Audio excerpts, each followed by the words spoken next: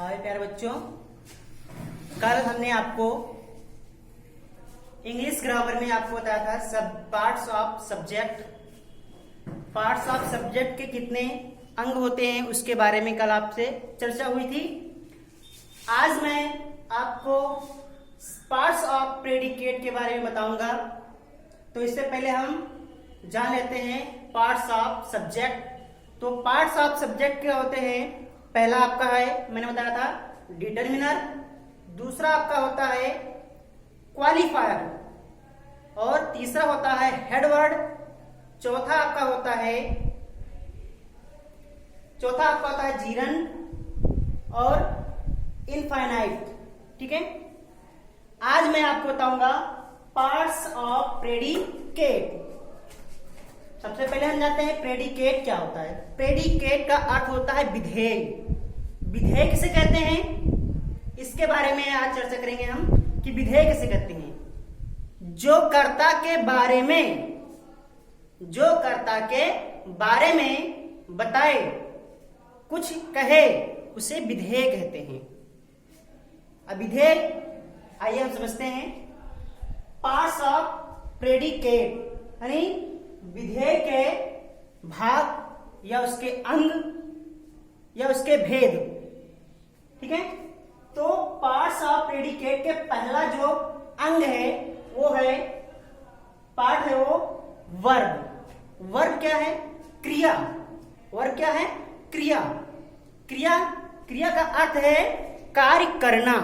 क्रिया का अर्थ है कार्य करना। फिर हमारा होता है ऑब्जेक्ट। दूसरा क्या हमारा है? ऑब्जेक्ट। ऑब्जेक्ट क्या होता है? कर्म करना। ऑब्जेक्ट मतलब कारक या कर्म करना। कॉम्प्लीमेंट। कॉम्प्लीमेंट को कहते हैं जो वाक्य को पूरा करे, संपूरक। क्या कहते हैं? संपूरक। ठीक है, तो हम आइए देखते हैं वर्ब। अब वर्ब कितने प्रकार का होता है इसमें हम आपको संक्षिप्त थोड़ी बताएंगे कि वर्ब आपका कितने प्रकार का होता है। पहला होता है ऑक्सिलियरी वर्ब।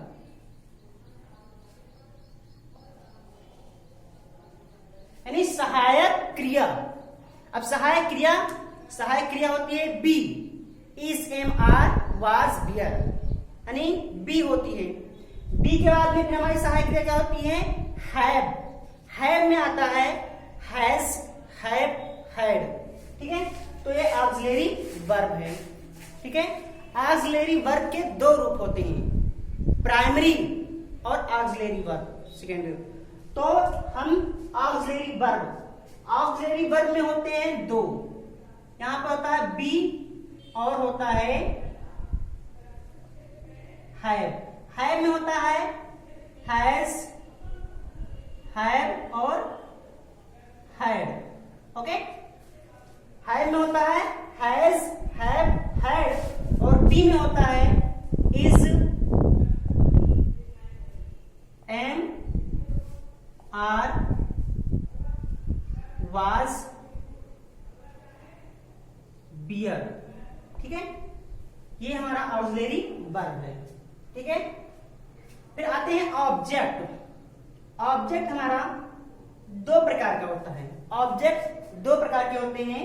पहला आपका होता है डायरेक्ट ऑब्जेक्ट।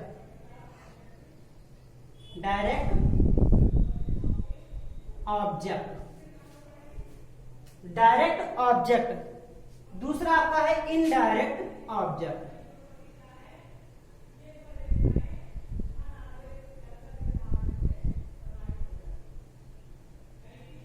ठीक है, दूसरा आपका होता है इनडायरेक्ट ऑब्जेक्ट।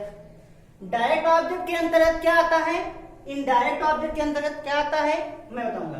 तो डायरेक्ट ऑब्जेक्ट के अंदर आता है वस्तुओं का नाम, जिसमें वस्तु को कर्म के रूप में माना जाता है। वहां पर वस्तुओं के लिए इसका डायरेक्ट ऑब्जेक्ट का प्रयोग करते हैं। इनडायरेक्ट वस्तु, इनडायरेक्ट यानी कर्म के रूप में हम जो हमारे सब्जेक्ट के ऑब्जेक्ट होते हैं, जो हमारे कर्ता के कर्म होते हैं, उन्हें हम इनडायरेक्ट ऑब्जेक्ट में मानते हैं। जैसे डायरेक्ट ऑब्जेक्ट में हो गया आपका टेबल। ठीक है, और इसमें आपका हो जाएगा आई का जैसे होता है ऑब्जेक्ट मी होता है, और बी का ऑब्जेक्ट अस होता है, ठीक है। यू का ऑब्जेक्ट यू ही होता है, और ही का ऑब्जेक्ट हिम, सी का ऑब्जेक्ट हर, और दे का ऑब्जेक्ट देम, ठीक है। तो ये डायरेक्ट ऑब्जेक्ट में वस्तुओं के बारे में बताया जाता है। जो वस्तु हमारी होती है वो डायरेक्ट ऑब्जेक्ट में होती है, और जो व्यक्ति के बारे में होता है वो हमारा होता है इनडायरेक्ट ऑब्जेक्ट में। कॉम्प्लीमेंट क्या है? कॉम्प्लीमेंट में वाक्य को पूरा करना, ये संपूरा, जो वाक्य को पूरा करते हैं उन्हें संपूरा के लिए कॉम्प्लीमेंट कहते हैं, ठीक है। संपूरा जो वाक्य को पूरा करते हैं, जैसे है कि Ram is a good boy, ठीक है। अब ये गुड बॉय इसमें क्या है? ये संपूरक है। क्या है ये? संपूर्ण कॉम्प्लीमेंट है। Ram is a good boy, यानी ए गुड बॉय यहाँ पर कॉम्प्लीमेंट है, यानी वाक्य को पूरा करते हैं, ठीक है। अब हम समझते हैं प्रेडिकेट, ठीक है। प्रेडिकेट पढ़ रहे हैं तो प्रेडिकेट में आपको पहले बताया वर्ब के प्रकार में बताया, ठीक है। हाँ, वर्ब में फिर एक आता है ट्रांजिटिव वर्ब, इंट्रांजिटिव वर्ब। अब ट्रांजिटिव वर्ब क्या है, इंट्रांजिटिव वर्ब क्या है? तो ट्रांजिटिव वर्ब में जिसमें सब्जेक्ट वर्ब और ऑब्जेक्ट हो वो ट्रांजिटिव वर्ब है, और जिसमें केवल सब्जेक्ट और मेन वर्ब हो वो इंट्रांजिटिव वर्ब है, ठीक है। फिर ऑब्जेक्ट हमने बता दिया, डायरेक्ट ऑब्जेक्ट, इनडायरेक्ट ऑब्जेक्ट और कॉम्प्लीमेंट। अब आइए हम एग्जांपल में समझते हैं।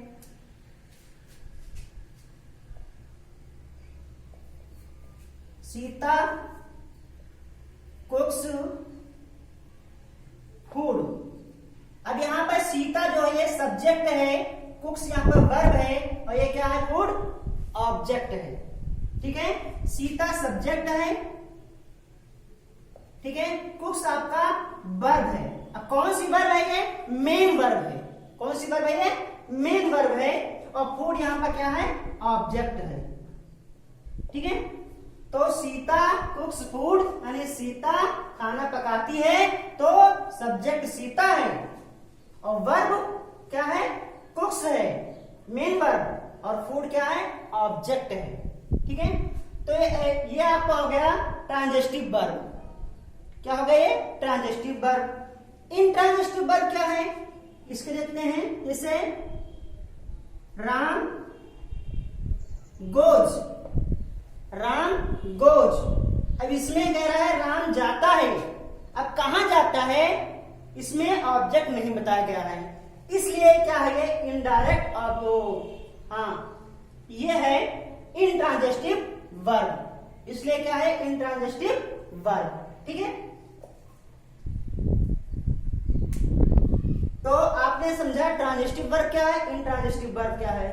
तो ट्रांजिटिव वर्ब में ऑब्जेक्ट होते हैं, इंट्रांजिटिव वर्ब में ऑब्जेक्ट नहीं होते हैं। अब आइए हम सब्जेक्ट और प्रेडिकेट को कैसे अलग करते हैं और कैसे हम जानते हैं कि कौन सब्जेक्ट है कौन प्रेडिकेट है, तो उसके बारे में हम समझते हैं, ठीक है। तो हम एक एग्जांपल देंगे और एग्जांपल में आपको मैं छांट के बताऊंगा कि कैसे आपको ऑब्जेक्ट और सब्जेक्ट और प्रेडिकेट छांटना है। जैसे है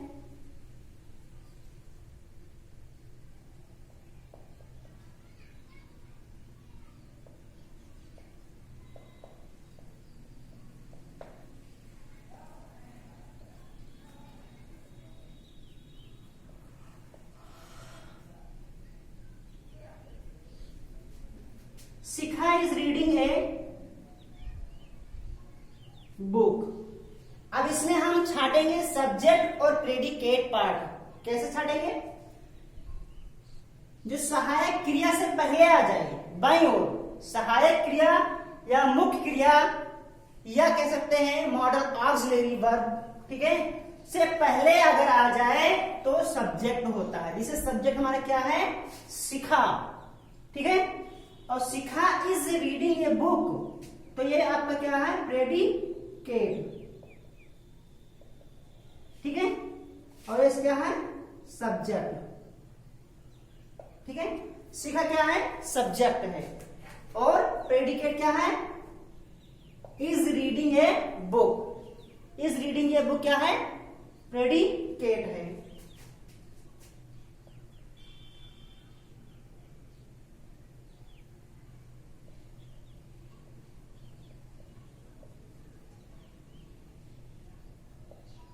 ठीक है,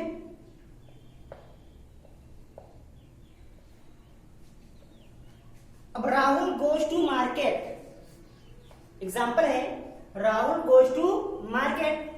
अब राहुल गोज टू मार्केट है तो राहुल आपका सब्जेक्ट है। ठीक है, और ये प्रेडिकेट है।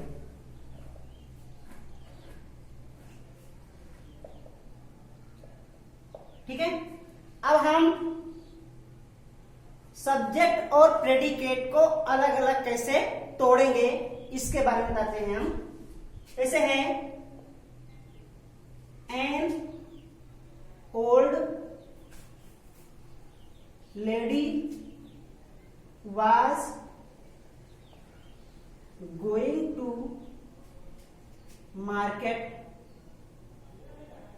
ठीक है, अब हम इसमें पहले हम क्या करेंगे, सब्जेक्ट और प्रेडिकेट को छांटेंगे।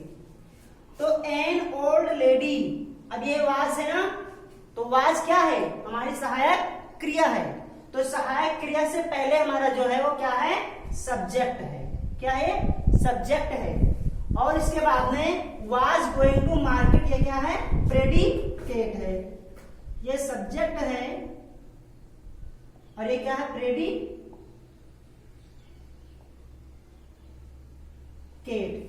अब हम छांटेंगे सब्जेक्ट के कितने अंग हैं इसमें है, शामिल हैं, उसको देखेंगे। तो एन इस एक होता है। अब एन का प्रयोग किसके लिए होता है, ऑवेल के लिए।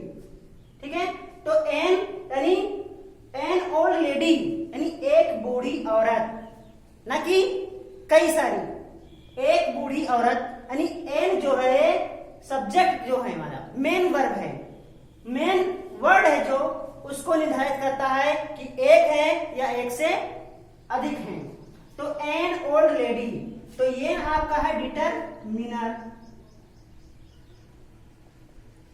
क्या है, डिटरमिनर। ओल्ड आपका है, ओल्ड आपका है क्वालिफायर।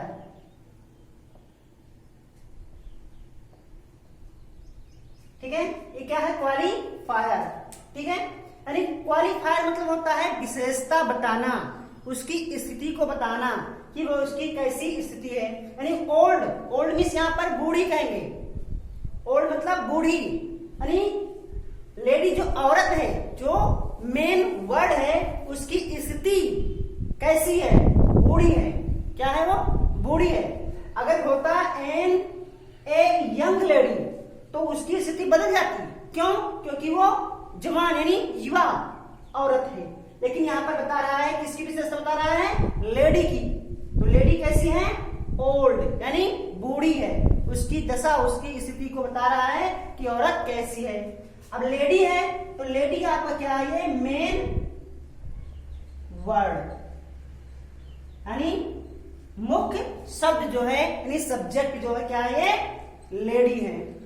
तो पहला आपका डिटरमिनर, दूसरा क्वालिफायर, यानी ओल्ड आपका क्या है, क्वालिफायर है, और लेडी क्या है, मेन वर्ड है। ठीक है, इतना सब्जेक्ट पार्ट हो गए।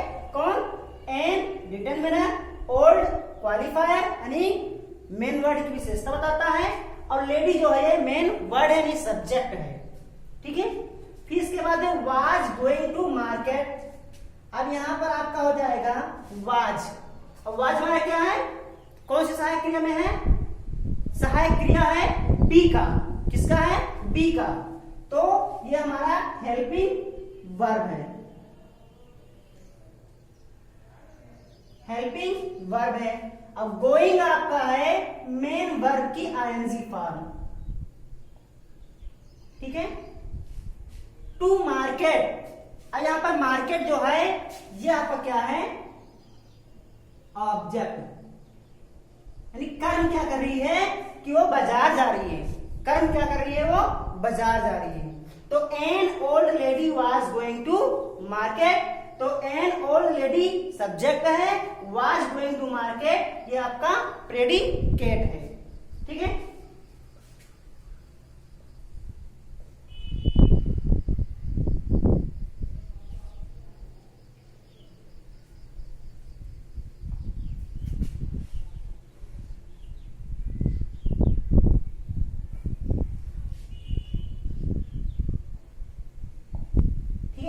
सेम प्रोसेस इसमें भी है। A young boy was coming to school, यानी एक छोटा लड़का कह सकते हैं या युवा लड़का कह सकते हैं। यंग का प्रयोग यंग मीन्स जवान होता है, यंग मीन्स छोटा भी होता है। अब हम कैसी स्थिति है उसको हम कर्ता यानी सब्जेक्ट को मेन वर्ड को देख कर बता सकते हैं कि वो जवान है कि छोटा है। यंग जो है जवान के लिए भी कर्त प्रयोग करते हैं और यंग मीन्स होता है छोटा भी। तो ये young boy was coming to school, यानी एक छोटा लड़का स्कूल आ रहा था। तो ए यंग बॉय ये आपका होगा डिटर्मिनर, यंग आपका होगा क्वालिफायर, बॉय आपका होगा मेन वर्ड, ठीक है। वाज हो गया आपका सहायक क्रिया, कमिंग आपका हो गया मेन वर्ड और टू स्कूल ऑब्जेक्ट हो गया।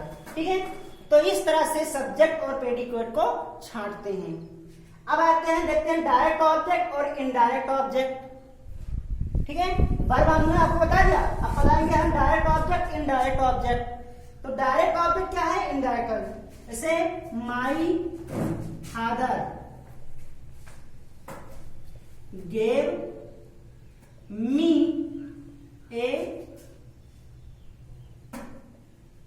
Ball, my father gave me A ball. अब देखिए माई फादर सब्जेक्ट हो गया और इधर इतने क्या हो गया, predicate.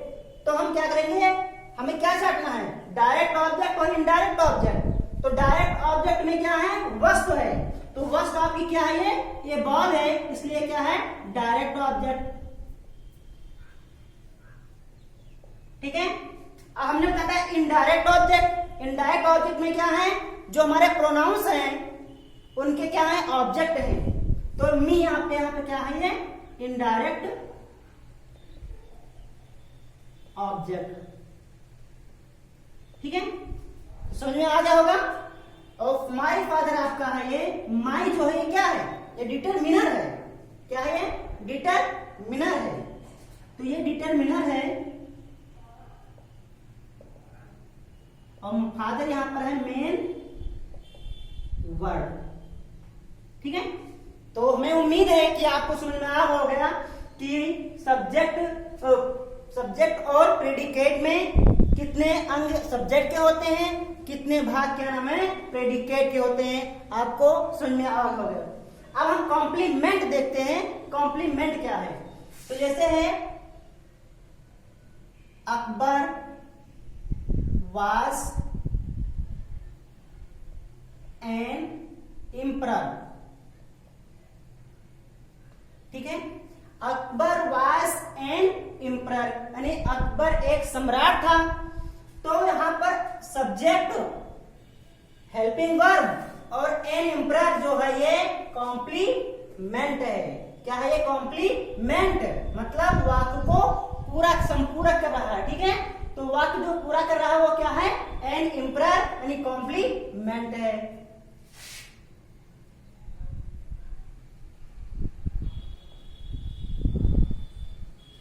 Mohan is a best doctor. ठीक है, Mohan is a best doctor. अब ये बेस्ट डॉक्टर आपकी क्या है, कॉम्प्लीमेंट है, मोहन सब्जेक्ट है, इज आपका क्या है, सहायक क्रिया है। ठीक है, तो आज मैं आपको पार्ट ऑफ प्रेडिकेट के बारे में बता दिया है। अब कल मैं आपको बताऊंगा कि सब्जेक्ट और प्रेडिकेट कैसे छांटना है, और इसके बाद में फिर आगे पढ़ेंगे हम रीऑर्डरिंग, जो क्लास 10th और क्लास 9th के लिए बहुत ही महत्वपूर्ण होता है, जो परीक्षाओं में पूछा जाता है रीऑर्डरिंग। रीऑर्डरिंग में होता है सही क्रम में, शब्दों को सही क्रम में लिखना। ठीक है, शब्दों को सही क्रम में लिखना ही रीऑर्डरिंग है। ठीक है, आज मैं इतना ही बताऊंगा और नेक्स्ट कल की वीडियो में आपको रीऑर्डरिंग में बताऊंगा। तब तक के लिए